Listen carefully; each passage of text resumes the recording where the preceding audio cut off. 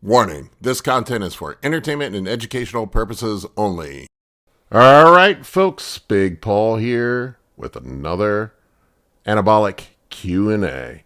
In today's episode, we're going to talk about a few things. We're going to talk about keeping sperm count up while on cycle, what foods make you more vascular, when you should raise doses as an advanced lifter, and how to recomp as a fat person. Before we dig into all that, I have a 20% off deal going right now on all my content, my paid content that I have on my site. The Science of Anabolics and PEDs e-course, 20% off, and the Cycle Cheat Sheet, the PED Cycle Cheat Sheet, that is also 20% off. Head over to the website and type in Holiday20 for the discount code. There is a link in the video description below to both the e-course and the Cycle Cheat Sheet. I think you guys are going to like both of them. If you haven't picked it up, go get it now while it's 20% off. And enough of that. Let's dig into these questions in just 1 second.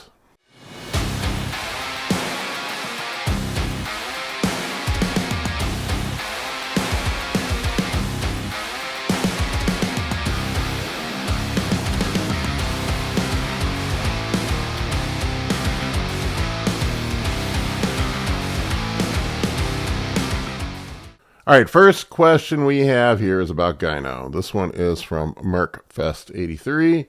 Mark asks, would you wait until a cruise or a cut to treat any Gyno with raloxifene, or treat it while androgens are still high and using Arimidex, just trying to figure out which is the most efficient thing to do?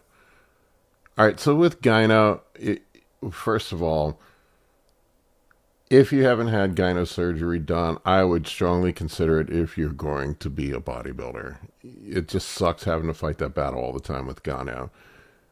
Also, before using other drugs to treat gyno, I would remove the offending compounds, the ones that are causing the gyno to flare up. That would be my first choice. So for example, some compounds that I find that tend to be terrible for gyno. D-ball seems to be the number one. I have recently run a little bit of D-ball just to get my estrogen back up. Ran it for a few weeks. Got off of it after about 3 weeks. My estrogen got back up into normal range. But D-ball seems to be one of the biggest offenders for gyno. DECA is another one. DECA is, if you're prone to gyno and you take DECA, you're running the risk of having some gyno. The ultimate combination for growing boobies, man boobies, is the DECA D-ball combo. And I know the old school bros love the DECA D-ball combo, but I would assume that those guys weren't genetically predisposed to gyno. I have had terrible gyno in the past. I ran a lot of D-ball when I was younger, and I had a piece of gyno that was as big as a hot dog in my left pec that I had to have removed. It ran all the way up the side of my pec. It was like this freaking long. And it started when I started taking D-ball with DECA. And I didn't know any better back then. I just knew that that's what the old school bodybuilders ran. And I just figured I had to run it to get big. Man boobs be damned. So I would start off with removing those compounds. Look, if you see a little nub that flares up and you don't have much gyno, get on top of it right away. Do not let it get out of control. Drop whatever the compounds are that are causing it, and then treat it right away with either tamoxifen or raloxifene, and probably letrozole are the best combo for getting rid of it. Now, once you have a lump there of any considerable size, I would say anything bigger than a pea, if it starts to get to marble size, there's probably not much you can do at that point. Surgery is going to be the only thing that you can do to get rid of it. You might be able to shrink it a little bit. I know on contest prep, if I throw tamoxifen at it and letrozole at the end, I have a little bit of gyno left in my right pec. I can usually shrink it up pretty effectively on contest prep at the end if I'm smart with it. But those compounds are not the greatest to run. They make you feel like crap. And then I worry about the clotting risk also with tamoxifen. with some of the serums. So that's another thing to consider as well. But I would just, honestly, if you're serious about being a bodybuilder, and if bodybuilding is something that you want to do competitively, even if you shrink that gyno, it's still going to be noticeable on stage. Your pec is going to be blurred out. The outline, the side of your pec is going to be blurred out. I would just get the surgery done. Then you don't have to worry about it again. All right, next one up is from my friend Josh Perry. Josh is my favorite commenter on the live streams. Josh makes me laugh all the time. Josh asks, for total beginners, would doing full body workouts, if you can recover every day, would be better for hypertrophy or something different in the routine? I kind of paraphrase what he's saying here. I'm assuming he's asking about full body workouts. Yeah, so here's my thought on this. There is some evidence that when you first beginning that maybe a full body workout every other day or even every day could be better for hypertrophy.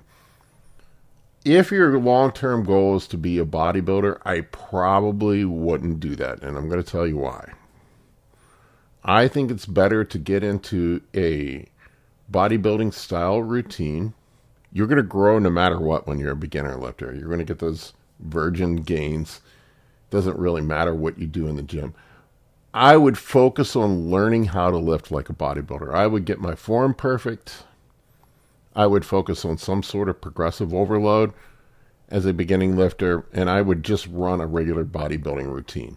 Now, if you don't care about that, if you're not trying to be a bodybuilder, then sure, go ahead and do a full body routine. I've seen programs where people do the full body routine. But I would say, for me, I would say most people, I just start them off on a push-pull legs routine. Get them in there. Like when I've worked with young lifters, I've taken my kids in with me to lift at times and just show that person how to lift, how to do the form correctly, how to feel the muscle, how to activate the muscle.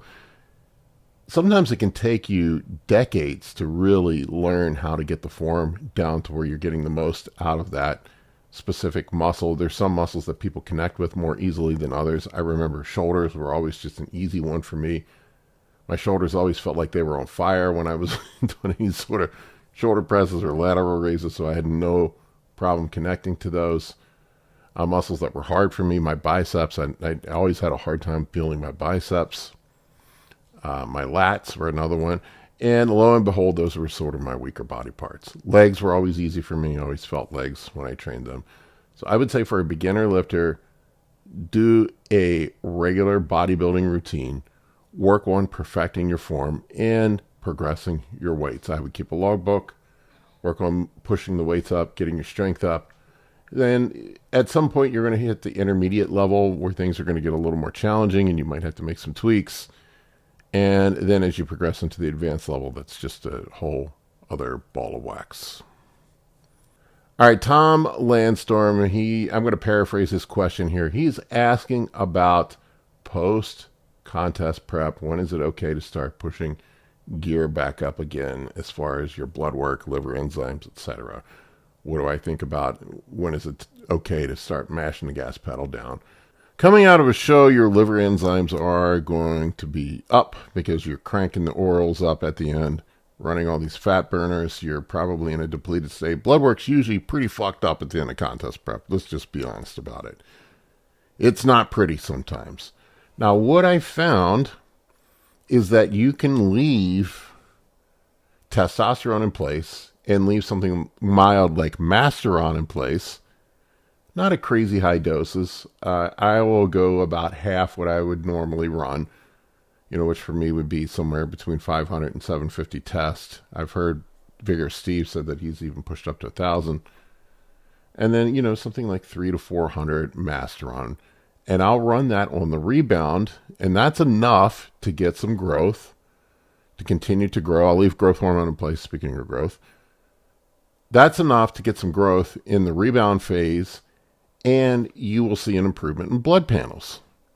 I've seen it every time I've done contest prep and I come out, and I've seen it with my clients, that if they just back off the orals, back off the fat burners, pull down the cardio a little bit so they aren't overtrained, and start eating a little more food, and then in that 6 to 8 week rebound window, you can leave some test in either Primo or Masteron in place with a little bit of GH, and the blood panels will come back most of the time to almost a baseline level, as long as you're running moderate doses. More than TRT, but not quite a full-blown contest prep blast. So somewhere, usually the total load of anabolics would be about half to 1/3 of what you run on contest prep. So like for me, let's say if I went up to 2.5 grams on contest prep, I would come back down to something like 1,200 milligrams total. Exactly, like 750 tests and like 500 Masteron or Primable, something like that. And I find that blood work gets back to normal. You get some nice gains during that rebound phase. Everything balances back out. All right, next one up is PP Bra. PP Bra asks, what are your recommendations for recomp cycles for fat people? All right, if you're fat, you're probably not going to recomp. Recomps are sort of like the pink unicorn in the fairy magic tale forest. They can happen. I have seen recomps happen, but they're uncommon. They're very rare. I've had them happen to myself. I will say this, for recomps, you have to be at a relatively decent body fat.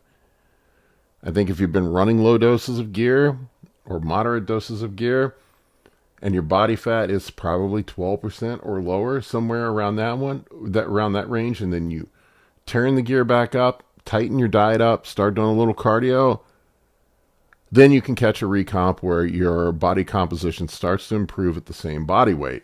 Kevin Levrone was famous for this back in the day. You can look him up if you don't know who he is. He was a top-notch bodybuilder in the 90s and early 2000s. Kevin would basically fuck off all season, get a little soft, body fat would get a little higher. Nothing crazy. Kevin was always relatively lean. He would usually lose weight, and then he would gain weight back going into shows. He would recomp. He would actually gain into shows, and people talk about him gaining. It's because he was probably off and not really training and not really taking any PEDs. Maybe he was off completely. From the way he looked, he probably did come off completely. But I would say that's the only way that you're going to truly recomp. Now, what I would do if I had a bunch of weight to lose, I would keep it super simple. Just some test, either Primobolan or Masteron, and some GH, and just go on a good diet, do some cardio, and try to lose 1 to 2 pounds of fat per week. If we're losing 2 pounds of fat per week, that's 1,000 calories a day of net negative energy balance, and I would keep cranking that until you're down around 10% body fat. Now, if you're a non-competitor, you probably don't need to go much lower than 10% unless you want to push a little bit further. But that would be my recommendation. I wouldn't take it further than that. I probably wouldn't even try to chase a recomp. If you're above 12-15% body fat, it's just not going to happen. I've also found that the guys that tend to recomp are dudes that are advanced lifters. If you're a newbie or if you're an intermediate guy, you're probably not going to catch a recomp. So don't go chasing it. If it happens, fantastic, but don't go trying to catch a recomp. Your effort in the most efficient pattern or the most efficient way possible to get from point A to point Z is just focusing on fat loss. So put your effort there first. What food sources have you realized, he says carb, but I'm just going to say food sources that make you the most vascular after eating? Well, to get vascular after eating food sources, you need to be lean first. I'll tell you that. If you're fat already, if your body fat's a little higher, getting that carb pump is not really going to show you much of anything. Now, as you get super lean towards the end of contest prep or at, once you're below 10% body fat, let's say, for me, I find high salt, high carb meals tend to make me the most vascular. I will, if I take some insulin, eat some rice, some gummy bears, dump a shit ton of salt on it, and go that route, I'll get super vascular. Sometimes a high salt, high fat fried food meal, like if I go eat McDonald's when I'm depleted on contest prep at the end of a high day, I'll get super Vascular. Now, you can't do that all the time. It just doesn't work. And I see guys trying to chase this dragon when they're peaking for shows. They're like, holy shit, I looked great after I ate that fast food meal. And it only lasts for so long, and then you start spilling over. That's why most guys and most coaches don't try to have people looking super vascular on stage. A lot of times they'll be just a tad flat. You can't get vascular without water either. You need to be well hydrated. And really, vascularity is just an increase of blood volume. And, what are we going to do that? Water follows sodium, and sodium, if you look at the sodium-potassium pump, it pulls water out of the cell into the vascular system. So being well hydrated, eating a salty meal, having some carbohydrates, it's going to increase blood volume and vascularity. All right, I got 2 back-to-back fertility questions. I'm just going to combine these both into one. These two. One of them's from Paintball Junkie 65. And, actually, he's got 2 here. He said, "Is it safe to take Anadrol while trying to conceive? Is there any other compounds I should avoid while trying to conceive? Sperm count is not an issue for me while I'm testing HCG." He said, "Vigorous Steve always preaches Aromazin over Arimidex, but I've read and heard that Aromazin causes sperm motility issues, while Arimidex actually improves fertility. I know there are other reasons to choose Aromazin, but I would appreciate your input regardless on the fertility."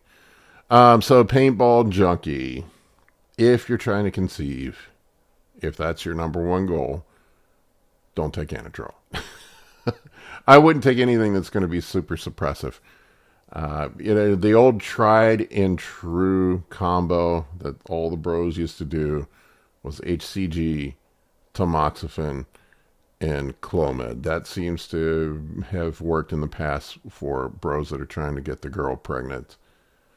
I would just, you run really, really low dose TRT, maybe even come off completely. You can probably get away with it on TRT. I trust Steve. Steve's a very smart guy. I could not find any information that says that Arimidex or Aromazin had any major effect on sperm motility or sperm count. Now that he would know. I know Steve was trying to get his wife pregnant. Indirectly, sperm count may be affected by an AI because, if you're a natty and you take an AI, it's going to stimulate LH and FSH and lower estrogen, improving sperm count by raising testosterone levels. But even in a guy that's already on gear, probably doesn't make fuck all of difference. So I would say you would want to keep your estradiol in range.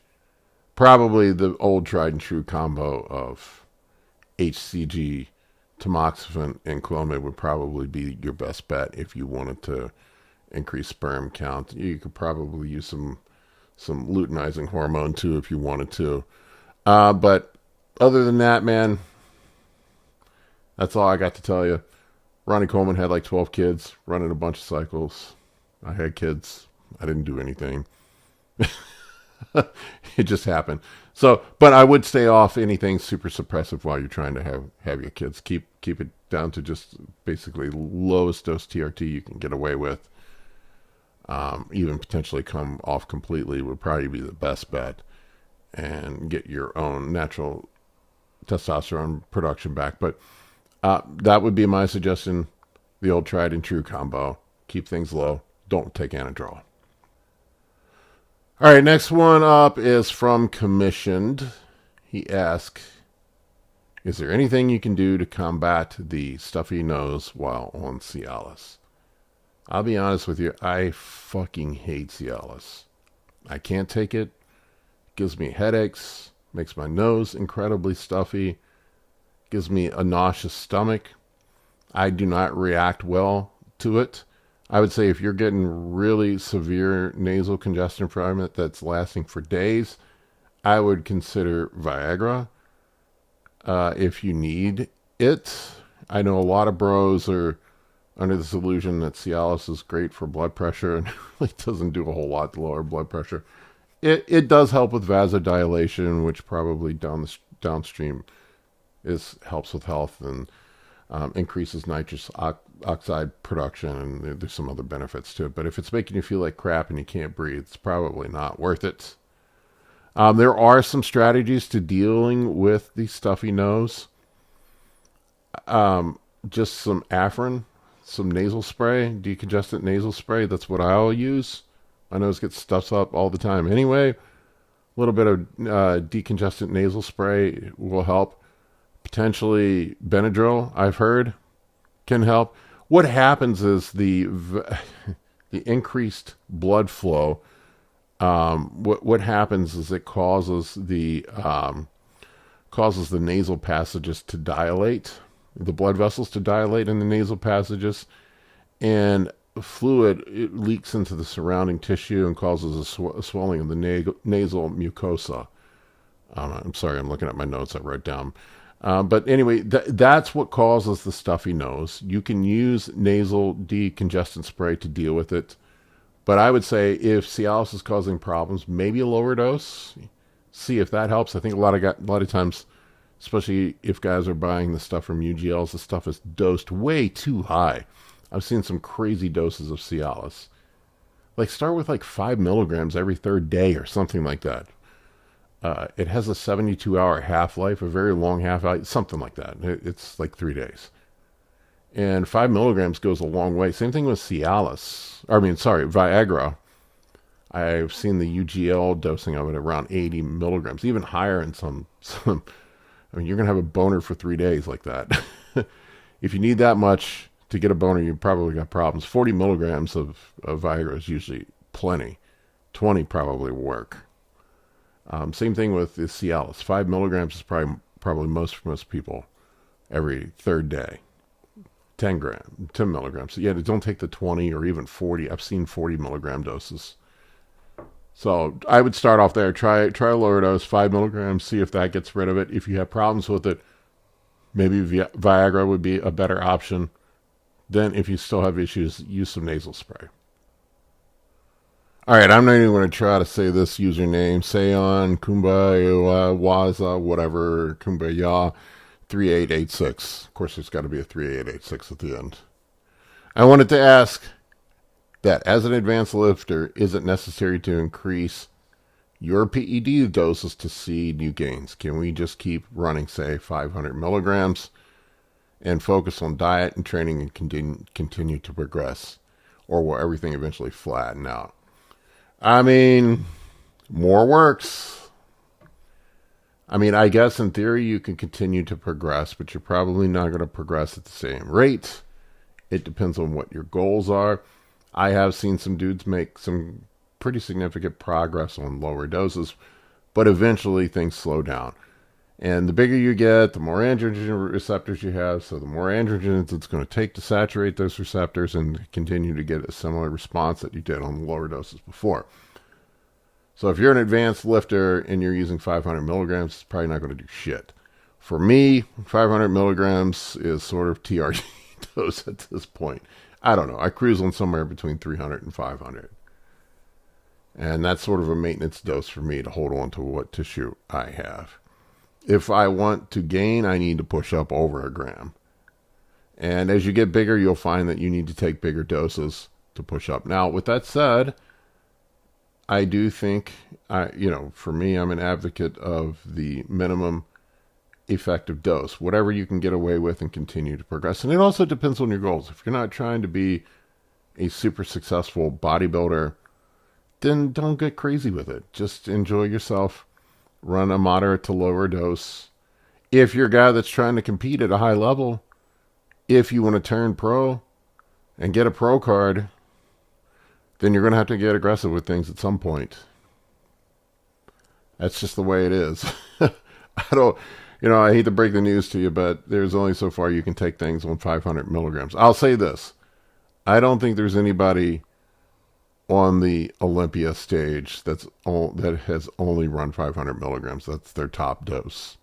Now, there might be some guys that have backed things down and don't need as much as they used to. I've heard some of the classic guys say that they don't run that much. I don't know, if you believe them or not. I mean, whatever the case may be, but those guys do have weight caps.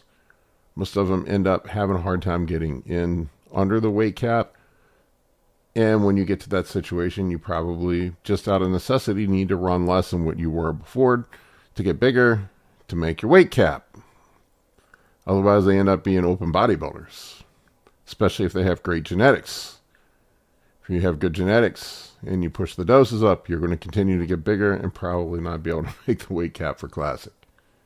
That's something to consider too. Now, the average Joe, if you want to continue to get bigger and to grow, at some point you're going to have to push the doses up. I don't think 500 milligrams is going to cut it forever. All right, folks, that's all I got for you on this one.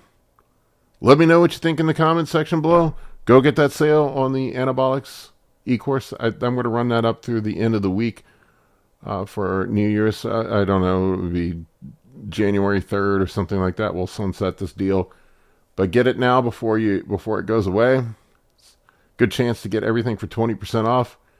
I appreciate each and every one of you. I can't give you the double hook with my right hand because that finger's still messed up. You can see it here.